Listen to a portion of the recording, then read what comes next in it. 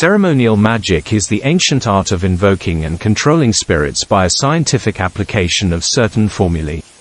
A magician, enveloped in sanctified vestments and carrying a wand inscribed with hieroglyphic figures, could by the power vested in certain words and symbols control the invisible inhabitants of the elements and of the astral world.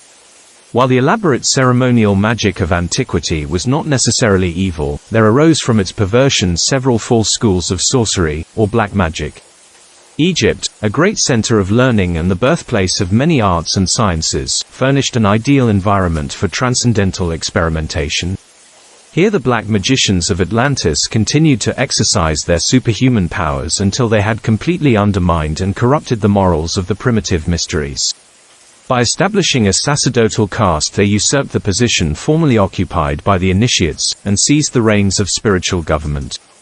Thus black magic dictated the state religion and paralyzed the intellectual and spiritual activities of the individual by demanding his complete and unhesitating acquiescence in the dogma formulated by the priestcraft.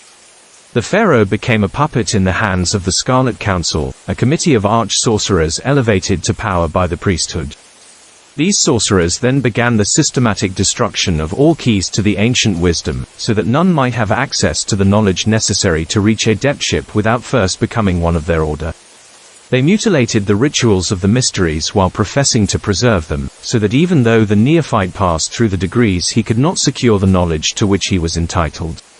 Idolatry was introduced by encouraging the worship of the images which in the beginning the wise had erected solely as symbols for study and meditation.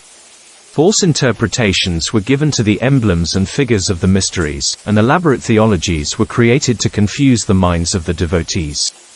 The masses, deprived of their birthright of understanding and groveling in ignorance, eventually became the abject slaves of the spiritual impostors.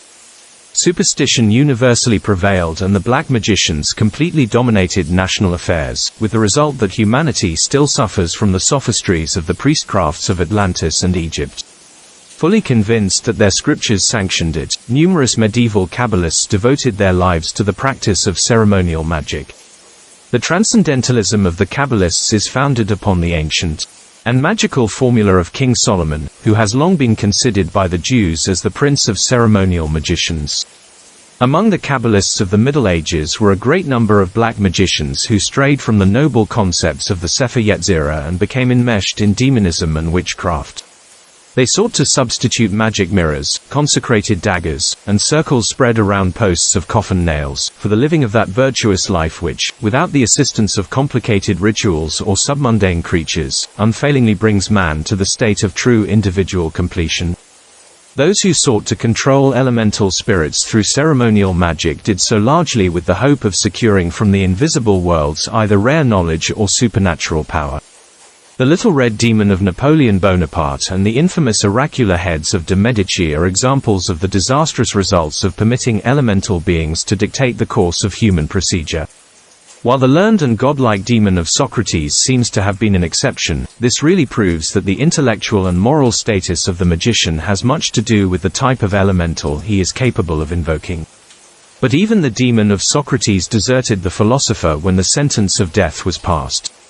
Transcendentalism and all forms of phenomenalistic magic are but blind alleys, outgrowths of Atlantean sorcery, and those who forsake the straight path of philosophy to wander therein almost invariably fall victims to their imprudence. Man, incapable of controlling his own appetites, is not equal to the task of governing the fiery and tempestuous elemental spirits. Many a magician has lost his life as the result of opening a way whereby submundane creatures could become active participants in his affairs. When Eliphas Levi invoked the spirit of Apollonius of Tyana, what did he hope to accomplish? Is the gratification of curiosity a motive sufficient to warrant the devotion of an entire lifetime to a dangerous and unprofitable pursuit? If the living Apollonius refused to divulge his secrets to the profane, is there any probability that after death he would disclose them to the curious-minded? Levi himself did not dare to assert that the spectre which appeared to him was actually the great philosopher, for Levi realized only too well the proclivity of elementals to impersonate those who have passed on.